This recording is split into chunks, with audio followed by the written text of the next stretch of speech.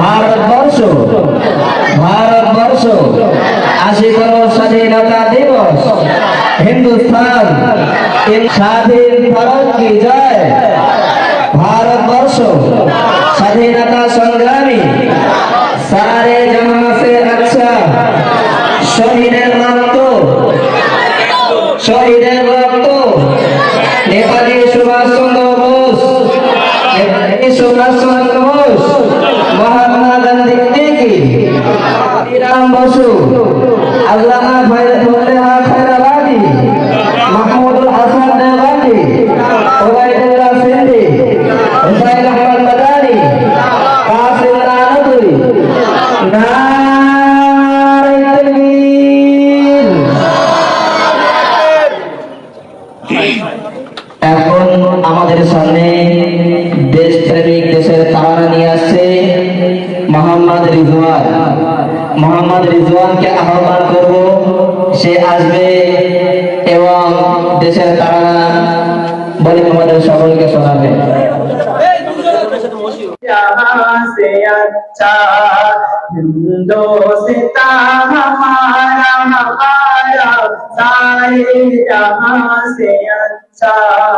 हम बुलबुले हैं इसकी, हम बुलबुले हैं इसकी, ये गुलसिता हमारा सारे जहाँ से अच्छा। हिंदुस्ता हमारा सारे जहां से अच्छा। हिंदुस्ता हमारा सारे जहां से अच्छा। गुर्बत में हो अगर हम रहता है दिल वतन में, गुर्बत में हो अगर हम रहता है दिल वतन में, समझो ही हमें भी, समझो ही हमें भी दिल हो जहाँ हमारा सारे जहाँ से अच्छा। हिंदुस्ता हमारा सारे जहाँ से अच्छा। हिंदुस्ता हमारा सारे जहाँ से अच्छा। আগত অতিথিবৃন্দ সবাইকে সালাম জানিয়ে আমি দুটো একটা কথা বলবো। যেহেতু আমাদের এর পরের প্রোগ্রাম শোভাযাত্রার জন্য আমরা প্রস্তুতি নেব, সেই জন্য বিলম্ব করার অবকাশ নেই, বেশি সময় আলোচনা করার অবকাশ নেই। কম বেশি আমরা আলোচনা শুনেছি, এর আগেও শুনেছি, আজকেও শুনেছি। এতটুকু কথা আমি ছাত্র ভাইদের বেরেনে দিতে চাইছি। আমরা আজকে 80তম স্বাধীনতা দিবস উদযাপন করছি। স্বাধীনতা যেটাকে উর্দুতে বলে আজাদি, ইংরেজিতে বলে ইন্ডিপেন্ডেন্সি অথবা ফ্রিডম। স্বাধীনতার অর্থ হলো একটা সময় আমরা পরাধীন ছিলাম। কিরকম পরাধীন, কিসের পরাধীন? ভারতের ইতিহাস দেখলে বোঝা যায় ভারতবর্ষে মুসলমানদের রাজত্ব ছিল। মুসলমানদের সেই রাজত্বের উপর ইংরেজদের চক্রান্তে তারা ভারতবর্ষকে দখল করে মুসলমানদের কাছ থেকে ছিনিয়ে পুরো ভারতবাসীকে গোলাম করে দিয়েছিল। আমরা হয়ে গিয়েছিল পরাধীন, আমাদের উপরে ছিল অত্যাচার, নিষ্ঠুরতা। ইংরেজ বিভিন্ন রকম ভাবে ভারতবাসীর উপর অত্যাচার করেছে। ইংরেজ তখন দেখেনি কে হিন্দু, কে মুসলিম, কে শিখ, কে ইসাই। ইংরেজ তখন দেখেনি কে আদিবাসী, কে উচ্চ বর্ণের, কে নিচু বর্ণের। ইংরেজদের সামনে ছিল যে ভারতীয় সে অপরাধী, যে ভারতীয় তার উপরে টার্গেট, যে ভারতীয় তার উপরে অত্যাচার। এইরকম পরিস্থিতিতে একটা সময় ভারতবর্ষের স্বাধীনতায় অংশ নিয়েছিল ভারতের সমস্ত জনগণ, হিন্দু মুসলিম উভয়। তারপরে আমরা সেই ইংরেজের চক্রান্তকে ব্যর্থ করি, ইংরেজের চৌকুশের যে পরিস্থিতি সেটাকে জয় করে আমাদের ভারতের জনগণ আপামার হিন্দু মুসলিম সকলে মিলে ভারতবর্ষকে আমরা স্বাধীন করি। সেই জন্য আজকে আমরা উদযাপন করছি। কিন্তু দুর্ভাগ্যবশত আজকে সকালবেলা আমি যখন মোবাইল খুললাম, ভাবলাম আজকে ইন্ডিপেন্ডেন্স স্বাধীনতা দিবস, নিশ্চয়ই কিছু ভালো কিছু দেখবো। আমার সামনে এমন একটি প্রশ্ন তৈরি হলো, একজন আমাদের ভারতবর্ষের নয়াগম বলতে পারি, অথবা ইংরেজদের দালাল বলতে পারি, অথবা যে ভারতবর্ষের ঐক্য চায় না এমন শ্রেণীর মানুষের একজন, তার একটা বক্তৃতা শুনলাম, পুরো মানসিকতা আমার চেঞ্জ হয়ে গেল। তিনি বলছেন ভারতবর্ষে মুসলমানদের স্বাধীনতায় কোনো অবদান নেই, মুসলমানরা ভারতবর্ষের স্বাধীনতায় রক্ত দেয়নি, মুসলমানরা ভারতবর্ষের স্বাধীনতায় কোনো বলিদান দেয়নি, মুসলমানরা স্বাধীনতা করার পরেও পাকিস্তান নিয়ে নিয়েছে, পাকিস্তান নেওয়ার পরে এখনো ভারতবর্ষে থেকে তারা ভারতবর্ষকে টুকরো টুকরো করার স্লোগান দিচ্ছে, হিন্দুস্তান ভারতের টুকরো হোঙ্গে ইনশাআল্লাহ ইনশাআল্লাহ। এমন ধরনের কথা ভারতবর্ষের জনগণের সামনে তিনি বলছেন বলা মনে। মানসিক দিক দিয়ে আমি ভেঙে পড়লাম। আজকের দিনে ঐক্যের বার্তা দেওয়ার কথা ছিল, আজকে হিন্দু মুসলমান কাঁধে কাঁধ মিলিয়ে আমরা সবাই স্লোগান দেওয়ার কথা ছিল, সারে জাহাঁ সে আচ্ছা হিন্দুস্তান হামারা।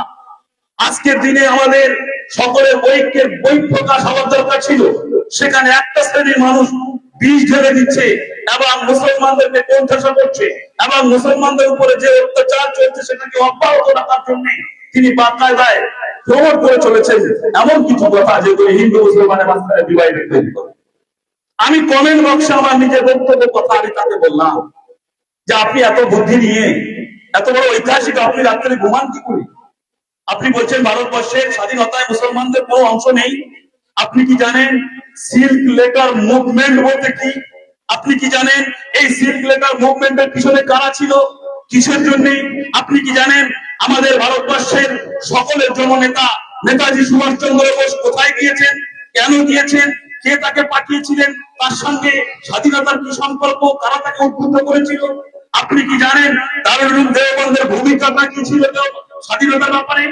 যদি আপনার এই জ্ঞান না থাকে, আপনি যদি এই বিষয়ে ইতিহাস পড়ে না থাকেন, আজকেরই আপনি এআই কে জিজ্ঞাসা করুন, আজকে আপনি গুগল কে জিজ্ঞাসা করুন, আজকে আপনি অনলাইনে প্রশ্ন করুন ভারতবর্ষের দারুল উলুম দেওবন্দের স্বাধীনতার অবদান কি ছিল, সে আপনাকে বুঝিয়ে দেবে। আমি তাকে বলেছি কমেন্ট বক্সে, নেতাজি সুভাষচন্দ্র বসুকে কে ছিলেন, কোথায় গেছেন তিনি, কেন তার হদিস পাওয়া যায় না, এই বিষয়টি আপনি জানেন? আপনি কি জানেন ওবায়দুল্লাহ সিদ্দিকী কে ছিলেন? কয়েকটা প্রশ্ন তাকে করেছি। আর একটা প্রশ্ন করেছি, আপনি বললেন ভারতবর্ষের মুসলমানেরা পাকিস্তান নিয়ে নিয়েছিল। আপনি এখনই জিজ্ঞাসা করুন গুগলকে, যখন ভারত পাকিস্তান ভাগ করা হয় কত পার্সেন্ট মুসলমান সেখানে গেছে পাকিস্তানে? ইতিহাস বলছে যখন ভারত পাকিস্তান ভাগ হয় 4.5 কোটির মতো মুসলমান ভারতবর্ষে ছিলেন। ভাগাভাগি পরে 70 থেকে 72 লক্ষ মানুষ মুসলমান তারা পাকিস্তানে গেছে, 3.5 কোটির উপরে মুসলমান ভারতে রয়ে গেছে। তার মানে কি আমরা চাইনি ভাগ, আমরা চাইনি ডিভাইডেড, আমরা চাইনি পাকিস্তান, আমরা চেয়েছি যে জন্মে যে মাটিতে জন্ম নিয়েছি সেই জন্মেই আমরা সেই মাটিতেই থাকবো, এই মাটিতে আমরা সেজদা করি, এই মাটিতে আমরা সমাধি নেব, এই মাটির জন্য আমরা বলেছি সারে জাহাঁ সে আচ্ছা হিন্দুস্তান হামারা। কেন মুসলমানেরা যায়নি পাকিস্তানে? যারা গিয়েছিল তারা চক্রান্তে পা দিয়ে কুচক্রী, যেমন এখনো অনেক মুসলমান আছেন যারা মুসলমান হয়ে মুসলমানদের বিরুদ্ধে কথা বলেন, যারা খারেজি মাদ্রাসার বিরুদ্ধে কথা বলেন, যারা ইসলামের বিরুদ্ধে কথা বলেন, যারা মাইকের বিরুদ্ধে, মসজিদের বিরুদ্ধে কথা বলেন, এইরকম শ্রেণীর মুসলমান তাদেরকে লোকমা বানিয়ে এবং একটা শ্রেণী হিন্দু মুসলিম সকলে চক্রান্ত করে আমার এই অখণ্ড ভারতকে তারা খণ্ডিত করেছিল। এটাকে আমরা কখন সমর্থন করিনি, আজও করি না, আগামীতেও করবো না। সেই জন্য ছাত্র ভাই আমি তোমাদেরকে বলতে চাই, বিভিন্ন প্রশ্নের সম্মুখীন তোমরা হবে, শুধু এই পকেটে ঝান্ডা নিয়ে, হাতে মিষ্টি নিয়ে, মুখে স্লোগান দিয়ে স্বাধীনতা পালন করলে হবে না, আমাদেরকে সঠিক ইতিহাস জানতে হবে। আমি তাকে বলেছি আপনি মুভমেন্ট সিল্ক লেটার মুভমেন্টের ইতিহাস পড়বেন। সাইফুল হিন্দ মাহমুদুল হাসান দেওবন্দি রহমাতুল্লাহি আলাইহি রেশমের কাপড়ে পুরো প্ল্যান তৈরি করেছিলেন, কিভাবে ইংরেজকে ভারত থেকে তাড়ানো যায়, কিভাবে ভারতবর্ষকে স্বাধীন করা যায়। বিভিন্ন বাইরের দেশের বাদশাদের সঙ্গে তিনি যোগাযোগ করেছিলেন, সামরিক সাহায্য চেয়েছিলেন, অর্থনৈতিক সাহায্য চেয়েছিলেন।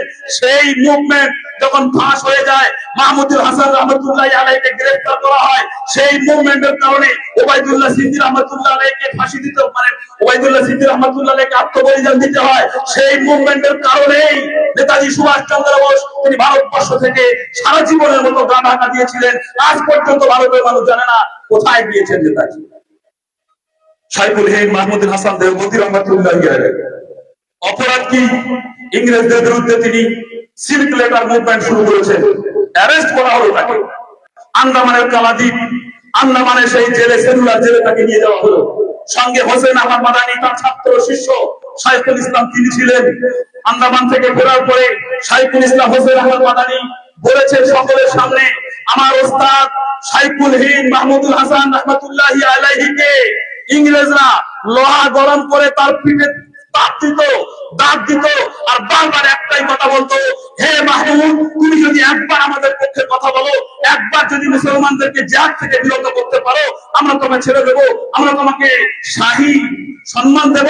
সেই সময় মাহমুদুল হাসান দেওবন্দি রহমাতুল্লাহ আলাইহি বলেছিলেন, হ্যাঁ ইংরেজের দল, তোমরা জানো না আমার চামড়া যদি ইঞ্চি ইঞ্চি করে কেটে ফেলো, আমার শরীরে যদি দাঁত দিয়ে দিয়ে সমস্ত শরীরকে জর্জরিত করে ফেলো, তারপরেও শুনে রেখে দাও, আমি হলাম হযরতে বেলালের উত্তরসূরি, সমস্ত জান দিয়ে দেব, শহীদ হয়ে যাব, ইংরেজদের পক্ষে আমি কিছু বলবো না, ইংরেজদের পক্ষে আমি কথা বলবো না।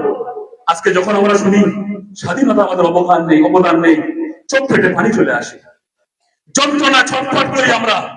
আসলে ইতিহাসটা কারা, আসলে ইতিহাসে কারা নায়ক ছিলেন, কাদেরকে ভিলেন বানানো হয়েছে? ভাইরা আমার, ছাত্র ভাইরা, তোমাদের কাছে অনুরোধ করবো, এখনো তোমাদের সময় রয়েছে, আগামী দিন পড়াশোনা করো, ইতিহাস পড়ো, সঠিক ইতিহাসকে জানো। আমি তোমাদের কাছে অনুরোধ করবো, আগামীতে এই প্রশ্নের সম্মুখীন তোমরা হবে যেটা আমরা প্রশ্নের সম্মুখীন হচ্ছি, এই প্রশ্নের উত্তর দেওয়ার জন্য ইতিহাসের সত্য ইতিহাস, স্বাধীনতার সত্য ইতিহাস, মুসলমানদের অবদান কি, বিভিন্ন রকম ভাবে সত্য ইতিহাস রচিত হয়েছে, সেইগুলোকে ফলো করো। আগামী দিনে ওই সমস্ত ইন্ডিয়া, ভারতবর্ষের বিদ্বেষী যারা ভারতের ঐক্যকে বিনষ্ট করতে চায়, হিন্দু মুসলমানের ঐক্যকে শেষ করতে চায়, এই সমস্ত শত্রুদেরকে সঠিক উত্তর তুলে ধরার জন্য আমাকে তোমাকে প্রস্তুত থাকতে হবে। আজকে এই স্বাধীনতা দিবসে আমরা প্রতিজ্ঞাবদ্ধ, ভারতের অখণ্ডতা আমরা আমাদের রক্ত দিয়ে হলেও, আমাদের জান দিয়ে হলেও, আত্মবলিদান দিয়ে হলেও আমরা এই ভারতের মাটিকে ভালোবাসি। এর উপরে যদি কেউ রাঙা চোখ তাকায়, এর উপরে যদি কেউ অশুভ দৃষ্টি নিক্ষেপ করে, আমরা তার চোখ উপরে ফেলবো, আমাদের দেশের মাতৃভূমির কোন ক্ষতি হতে আমরা দেব না। এই শপথ নিয়ে আমি আমার বক্তব্য এখানে শেষ করছি। ওয়া আখিরু দাওয়ানা আলহামদুলিল্লাহ।